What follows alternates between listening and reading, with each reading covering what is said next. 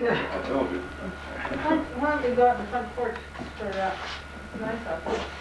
Is it Or nice like, up I there? don't know, or someplace we can spread it I out. don't have a picture. Oh, there's a picture of the first fiberglass Wow. boat that I built, which was 21 feet. And That was gorgeous. I've got a nice picture of it sailing. And then, Was this fiberglass also? yeah, see, that's where the name Glasspar company came from. I was building fiberglass spars.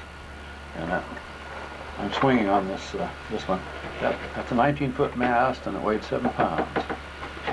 And unstayed, you know, just put it up. How old were you when you really had the company going with the cars? 45? Oh, 40? no. I figured, Oh, no, it's in my... I guessed about 35. Yeah, about 35. You were that young? In 49, Yeah, that's right. actually started and worked on it for a good year or so. Here's what I was looking for. Wow. There's two pictures there. Those are kind of good pictures, I think. Those are beautiful. Yeah.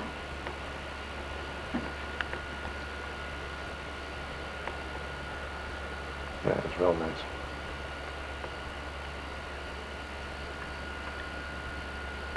And it had, you know, the regular Ford spoke wheels. Those look pretty good. So, like I say, if you want to take these along and have prints made them, or Yeah, I'd love that. okay, I'll send them back. I'll send you copies of the... fine. Would you like poster size? I've already got one in my bedroom. The one that you autographed is in my bedroom. And let's see, the other one's in my garage. I have a huge one in my garage.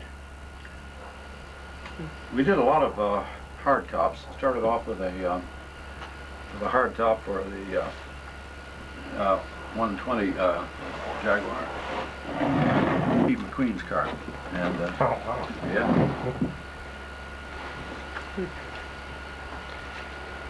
he bought it in Germany. Brought it back. It had black leather interior. Beautiful, gorgeous. This is kind of interesting. I think this is one of three men, including the president of Volvo, that came over to see if there was some kind of potential in it that would be interesting to them. I wanted to ask you, was their car a regular production car after that, or? What they wanted was what they referred to, and people still refer to as a leader item, I guess. They were trying to set up dealers throughout the United States, and in the Volvo, as you remember, perhaps even today, was not the most exciting car in the world. And then they were showing what was basically 1939, 39 Volvo. They hadn't changed the particle, and so they couldn't get any dealers interested, and they wanted something that would attract people into the dealer's showroom, and then the dealer had a chance to convince them of the qualities of a Volvo. And so they wanted that car, and they came over and talked to me, and I designed the low body, and I had the clay work done. I had the mock-up, or I had the model, scale model of it made. And I had the accident I was talking about, and a great guy in my shop went ahead and took all the dimensions off of it and so on, and actually, and by the time I got back to work, why the plug was pretty well done. I mean, and everything. On the first Glasspar that you made, you made the wooden buck for it. Yeah. How long did it take you to make that? Well, the thing was, see, I was trying to make some kind of a inadequate living, but living anyway, at the same time, and I wasn't getting paid anything to make the body. Was Disneyland. If you can believe it, that's Disneyland. First, there were two of us taking in boats, cars, or anything like that. And we built all those little cars, and we built all the bigger boats. Built all the boats, as a matter of fact, for the original Disneyland. That would look good today. That'd look great Well, today. So yeah, it was supposed to be Batman or something. It was a very intricate molding job that you can see. I think that's all I really had there.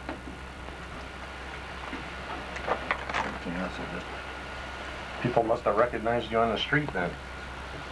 Yeah, at that time. You were becoming quite a celebrity, right? Yeah, at that time. This Paula Roth is really something. The letters that she's been sending. Are you familiar with just what her background is? Here's a camera and the Reba. Wow.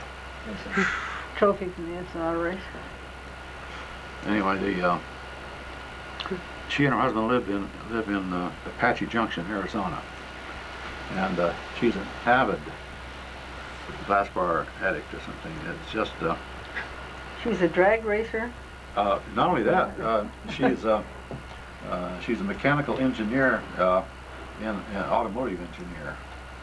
If you can believe such a thing. Her husband has been in automotive related things all of his career, and so they got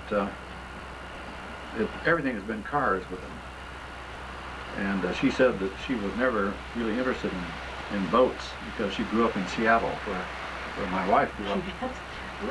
Wrestle all the time. And it was so cold and damp and everything, it never occurred to her, you know. But one day they got out one day they got out on the Colorado River or something. It was warm and wonderful, and we just had to get a boat, and they saw a seafarer. She's ready to buy it. Let me know. I know there's 2 more. Do you? Really? Those 2 in the book that I showed you. They are for sale. They're expensive, but Yeah. if you still got them, I Well, imagine. she asked Bill where you could find one. And I can't seem to trace it back past that. He didn't know who he sold it to, but That's interesting. what I wanted to do was like see if motor vehicles could give me Yeah. maybe by checking out the ID number of that plate, maybe they could locate the new owner. But they say their records don't go back that far. Well, this Paula Roth, she wanted to find out when this seafarer was, well, or who had owned it, and she went to something equivalent to the Department of Highways, and it was on their computer the tag that when it was first sold, which was sold in Arizona in '59, and so if they go back to '59, I think they'd go back farther than that. I was even thinking of going to the state police and seeing if they could help. Yeah. You know, if they could find another car nut in there. There's one. There's one outside of Belize. City. This is good. In the jungle. Oh wow. This there. Nobody knows how it got there. A friend of ours in Florida, John Kelly, who's a fiberglass business, started a doomed business in Belize. He's a most creative fellow. He was going to manufacture bicycles down there, very expensive. They got the plant. State-of-the-art bicycles, and he got the whole plant built with Scotia Bank financing all of Canadian banks. And as soon as it got put together, why something went really sour with it, and they just wanted to have the. It's almost exactly what happens in Jamaica. You get something really, really going, and then they want you to get out and just leave it there for them. For them. Anyway, John found right next to his plant in the jungle, there was a G2. Yeah. Isn't that something? Whereabouts? Draw me a treasure map. And John knows, incidentally, who owns it. Wow. And the fellow lives in Florida, and he said if we wanted to negotiate for it or get in touch with him, let him know. Yeah, if you wanted to talk to John Kelly about it, why, you could run it down. Yeah, wouldn't we? It'd be quite a trip, you know, but, yeah, you actually should be able to get it for nothing. We drove Like, to It's Billy's crazy what it's worth. when it was still a British Honduras. We drove there from California. When we were living in Jamaica, we drove to Belize, and then we had bought an old convertible, a big squashy Pontiac convertible that we knew that they would like, you know, in Belize. And because the roads are so narrow, and the narrower the roads, The bigger the bigger the cars they have. Yeah. So you know who's got the right of way. We just Yeah. sent out the word in the morning that we had the car for sale, and it was sold by noon. Yeah. And then we got on an airplane and flew back to Jamaica from there, and it was really quite a trip. It was just marvelous. We went all along the coast of Yucatan, all through all those wonderful chains of islands, and up to Maria and down to Chichen Itza, and then Belize. Oh, really something. So how long did you live out there? Jamaica? In Jamaica, 10 years. Wow. Bill built a boat on You the guys beach. have had an interesting life. On the beach, on Navy Island. We lived. Our first house was on the island that was owned by Errol Flynn, where he kept the Zaka tied up. And Pat Flynn still lives there. She's a good friend of ours. And anyway, Bill built a boat, a really nice boat right on the beach with all Jamaican help. He worked with the trade school. We both did, and so we helped him out with some teaching. He had a little technical school. And Bill taught some of the guys fiberglass molding. That was really something. And built in that shack down on the beach, it was really something. Just where they used to run the bounty. They ran the bounty up on those shoals and to scrape the bottom. Yeah. It was really a historic site. Yeah. Cannonballs everywhere. It was really fun. But they're having a hard time in Jamaica now. Oh, the political situation's impossible. It's not nice to live in a place where you can be put in jail on circumstantial evidence. You know, you give Not even circumstantial. you give those people Some a of these points. uniform, and they think they own Yeah, the we've world. been hearing a lot about it on the news and, you know, Well, these special shows. It they wasn't have about really it. as extreme, you know, as it Yeah. comes across on the news, but nonetheless, it's there all the time. And the police and the immigration officers are such rats. You know, they're just such they're lesser citizens, I'll tell you. I just got tired of that kind of politics. So did Bill. Yeah, they took too much advantage of any authority. I wanted to ask you, especially while we were twisting through the mountains coming here, how did you find this place?